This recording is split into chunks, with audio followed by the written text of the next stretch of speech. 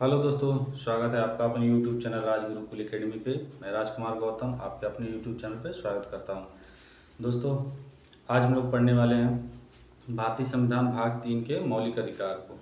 मौलिक अधिकार, इसके पहले हमने वीडियो में से उसका ओवरव्यू, परिभाषा, उसका जो है कि निस्तीकरण, ये सब चीज़ें हमने देख चुके थे। मौलिक अधिकार क्या होता है, उसके बारे में क्या होता है। मौलिक अधिकार को भारतीय संविधान का मैग्ना कार्टा कहा जाता है। किस अनुच्छेद को निरस्त किया जाता है आपातकाल की स्थिति में, किस अनुच्छेद को निरस्त नहीं किया जाता है, ये सब हमने अपने पिछले वीडियो में डिस्कस कर चुके थे। अगर आपने मेरा पिछला वीडियो नहीं देखा हो तो उसको देख सकते हैं। और आज हम लोग उसके आगे देखेंगे। आइए देखते हैं भारतीय संविधान के भाग 3 मौलिक अधिकार। मौलिक अधिकार में बेसिकली जो हमारा संविधान था 7 अधिकार मिले थे, लेकिन उसमें संपत्ति के अधिकार को हटा दिया गया, निरस्त कर दिया गया और उसको कानूनी अधिकार बना दिया गया अनुच्छेद 300 क के तहत। अब देखते हैं हम लोग कि पहले क्या क्या है, किस किस अनुच्छेद में क्या है। पहले हम देखते हैं पहले भाग में समता का अधिकार। समता का अधिकार हमारा कहाँ से कहाँ आता है? 14 से 18। 14 से 18 अनुच्छेद हमारा समता का अधिकार होता है। अब देखते हैं एक एक अनुच्छेद में क्या क्या है। जिसे क्या है, 14 आर्टिकल 14 में क्या है, विधि के समक्ष समता और विधियों का समान संरक्षण। इसमें जो है विधि के समक्ष समता, मतलब कि जो है कि विधि होगी, जो भी कानून होगा वो सभी के लिए समान होगा, न कि कभी कोई छोटा बड़ा इंसान हो, कोई ऊंच नीच किसी गरीब अमीर व्यक्ति को देख के उसको सजा दी जाए या कानून बनाया जाए, ऐसा कोई बात नहीं। कोई भी व्यक्ति हो, कोई भी छोटा बड़ा कोई भी व्यक्ति हो, सबके लिए विधि एक समान होगी। जो भी हो विधियों का समान संरक्षण किया जाएगा। न कि जो है कि अलग अलग, जैसे कोई अमीर व्यक्ति है तो उसके लिए फांसी की सजा, अगर उसने मर्डर किया किसी का तो उसके लिए कोई और सज़ा दी जाए। अगर एक छोटा व्यक्ति है, गरीब व्यक्ति है, अगर उसने जो है कि कोई अपराध किया है तो उसके लिए कुछ अलग सज़ा दी जाए, ऐसा कोई नहीं। चाहे कोई भी हो, उसके विधियों के समक्ष समान सबको संरक्षण मिला जाएगा। अब फिर देखते हैं आर्टिकल 15 में क्या है। आर्टिकल 15 में हमारे है धर्म, मूल, वंश, जाति, लिंग आधार पे जो हमको अधिकार, समता का अधिकार मिलेगा। किसी की अगर कोई हमारा कोई व्यक्ति है, धर्म के आधार पे, जाति के आधार पे और उसमें लिंग के आधार पे या आपके जन्म स्थान के आधार पर, इनमें से किसी भी आधार पे आपसे किसी भी प्रकार का भेदभाव नहीं कर सकता है कि आपके चलो आप ये छोटे जात के व्यक्ति हो अब या किसी दूसरे धर्म से हो तो आपके साथ किसी भी प्रकार का भेदभाव किया जाए। आप देखते हैं हम लोग आर्टिकल 16 लोक नियोजन।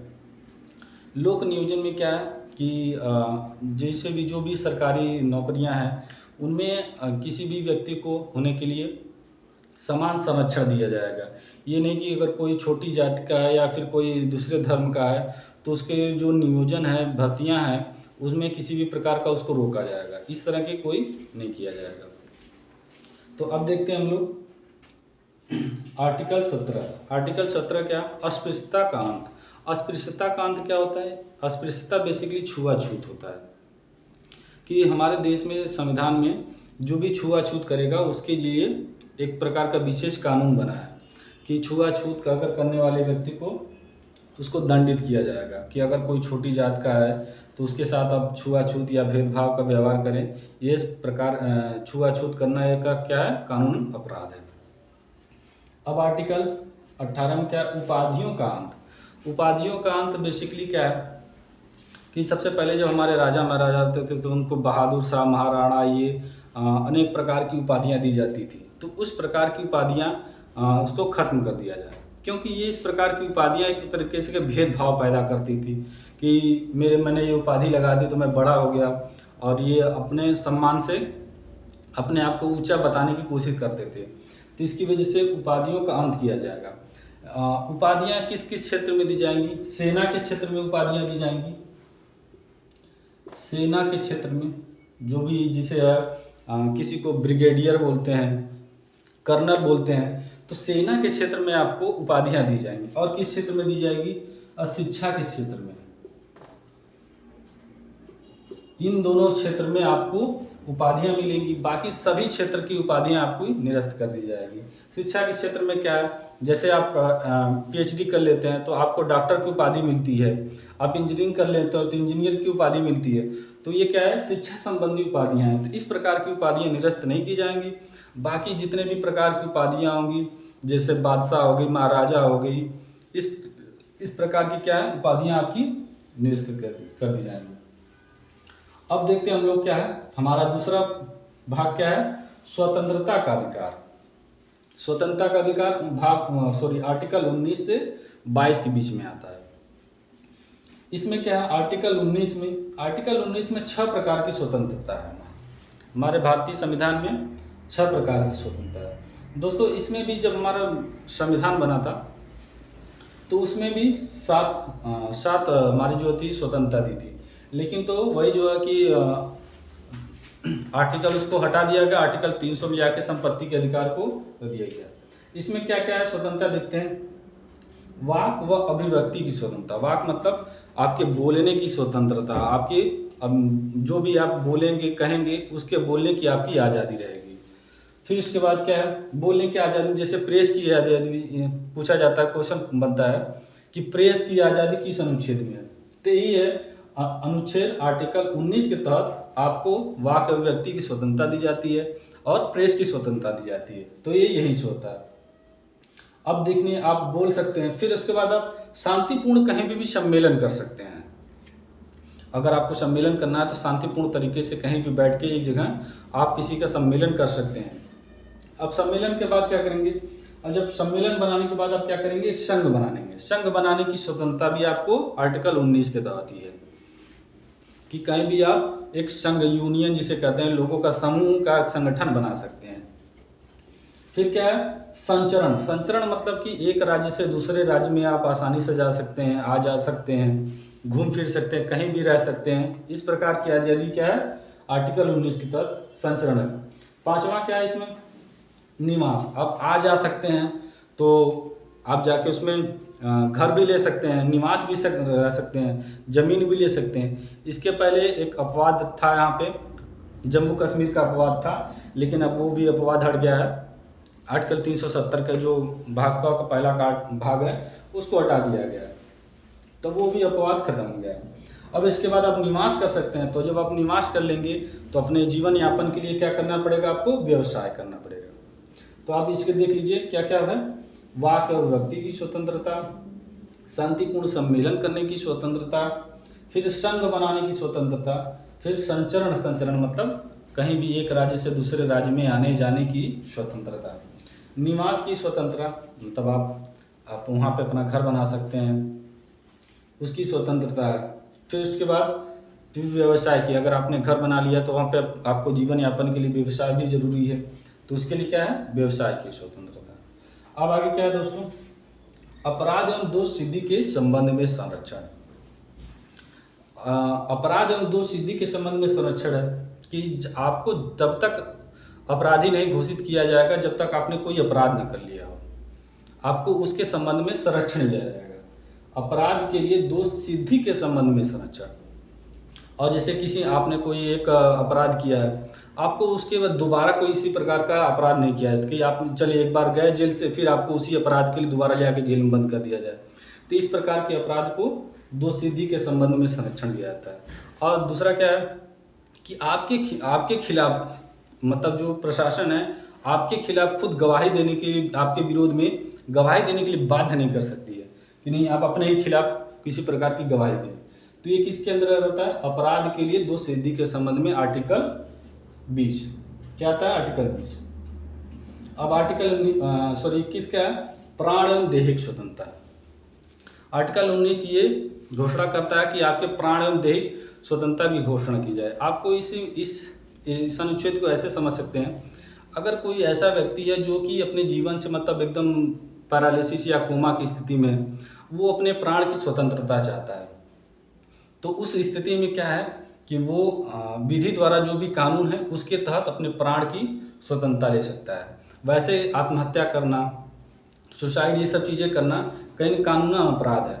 तो आप अगर उसके लिए जो भी प्राण और दैहिक स्वतंत्रता है, ये आर्टिकल 21 के तहत आता है। इसमें आपको जीवन जीने का अधिकार है, निजता का आपके अधिकार होता है, शांतिपूर्ण जैसे पर्यावरण में रहने का अधिकार है, शांतिपूर्ण स्थल में रहने का अधिकार है। ये किस में आते हैं? आर्टिकल 21 के तहत।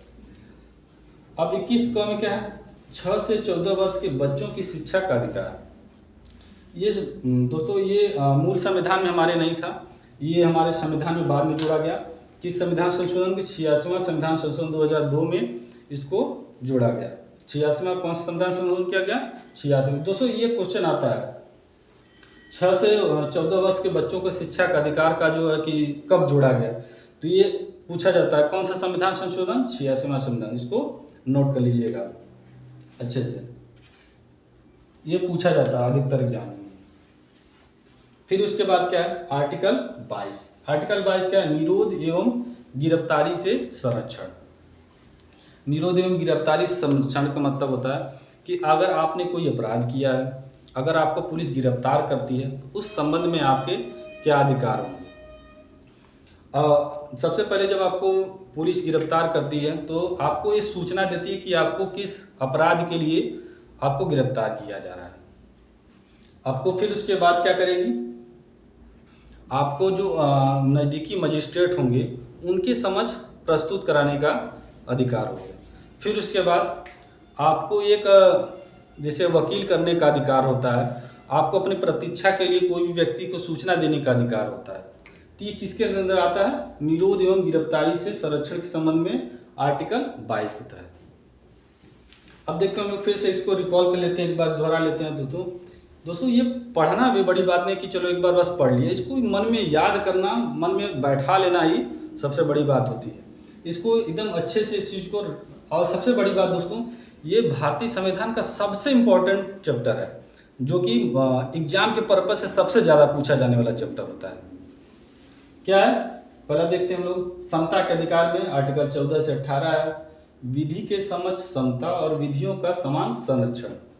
ये जो विधि के समक्ष समता का है, इसके जो भाव है ये ब्रिटेन से लिए गए हैं, लेकिन जो है कि विधियों का समान संरक्षण कहाँ से लिया गया? ये अमेरिका के संविधान से चीज़ों को उठाया गया। फिर उसका क्या? धर्म, मूल, जाति और लिंग इनके आधार पर किसी भी प्रकार का आपके साथ भेदभाव नहीं, विभेद नहीं किया जाएगा।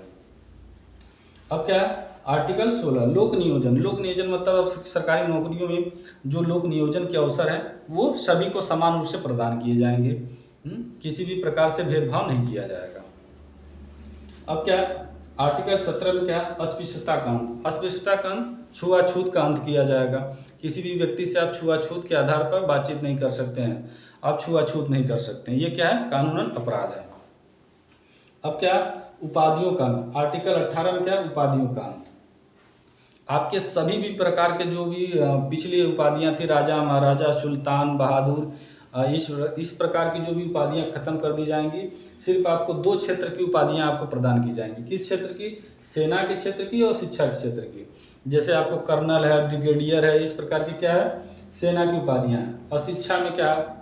जैसे डॉक्टर है, इंजीनियर है, ये सब प्रकार के शिक्षा की उपाधियां आपको दी जाएगी। शिक्षा की उपाधियां निरस्त नहीं की जाएगी। अब क्या? स्वतंत्रता के अधिकार में क्या है? स्वतंत्रता के अधिकार में 1922 के अंतर्गत आता है। और कब से कब? आर्टिकल 19 में 6 स्वतंत्रता दी गई, लेकिन बेसिकली जो हमारा संविधान था बना था, जो मूल संविधान बना था, उसमें 7 प्रकार की स्वतंत्रता थी, लेकिन उसमें संपत्ति के अधिकार को हटा के अनुच्छेद 300 क में रख दिया गया और उसको कानूनी अधिकार बना दिया गया। इसमें क्या है? फिर वाक में व्यक्ति मतलब बोलने की स्वतंत्रता, शांतिपूर्ण सम्मेलन करने की स्वतंत्रता, संघ बनाने की स्वतंत्रता, आपको संचरण मतलब कहीं भी आने जाने की स्वतंत्रता, एक राज्य से दूसरे राज्य में आने जाने की स्वतंत्रता। फिर निवास करने की स्वतंत्रता मतलब आपको जमीन लेके वहाँ पे घर बना सकते हैं, निवास कर सकते हैं। जब आप निवास कर लिए तो वहाँ पे व्यवसाय करने की आपको स्वतंत्रता होनी चाहिए। देखिए इसको एक सीक्वेंस में याद करिए, मतलब बोलेंगे, फिर उसके बाद शांतिपूर्ण से सम्मेलन करेंगे, फिर उसके बाद एक संघ बना देंगे, लोगों का संघ, यूनियन बना लेंगे। फिर उसके बाद एक राज्य से दूसरे राज्य में आ जा सकते हैं, आसानी से आ जा सकते हैं। फिर अब आने जाने लगे तो वहाँ पे एक घर बना लिए, और वहाँ पे घर बना लिए तो वहाँ पे जीवन यापन के लिए क्या करेंगे? व्यवसाय करेंगे। फिर उसके बाद आता है दोस्तों आर्टिकल 20 अपराध के लिए दोष सिद्धि के संबंध में संरक्षण। कि आपके जो के विरुद्ध गवाही नहीं किया जाएगा, आपको ज़बरदस्ती आपको अपने ही खिलाफ गवाही कराया जा रहा है। और जो है कि एक अपराध के लिए आपको दोहरी नहीं किया जाएगा, दोबारा जो आपको नहीं किया जाएगा। फिर इसके बाद आर्टिकल 21 में क्या, प्राण एवं दैहिक स्वतंत्रता। प्राण एवं दैहिक स्वतंत्रता मतलब आपकी निजता का अधिकार है। आपको तब तक अपने प्राण अधिकार त्यागने का अधिकार नहीं है जब तक आप उस स्थिति या कानून के तरीके में ना आते हो। फिर आर्टिकल 21 का क्या है, 6 से 14 वर्ष के बच्चों का शिक्षा अधिकार है, जिसको मूल संविधान में नहीं था। इसको 86वां संविधान संशोधन करके 2002 में इसको ऐड किया गया। फिर आर्टिकल 22 में क्या है, निरोध एवं गिरफ्तारी के संबंध में संरक्षण। निरोध एवं गिरफ्तारी के संबंध में संरक्षण। तो दोस्तों आज ही हमारे वीडियो में इतना ही है, और आगे इसके बाद हम लोग जो भी पार्ट बचे हैं अगले वीडियो में देखेंगे। आज के लिए इतना ही। ये हमारा वीडियो आपको अच्छा लगा हो तो इसको लाइक और सब्सक्राइब जरूर करें, और अपने दोस्तों के बीच में शेयर करें ताकि मेरा मनोबल बढ़ता रहे और मैं आपको ऐसे ही वीडियो लाता रहूं। धन्यवाद।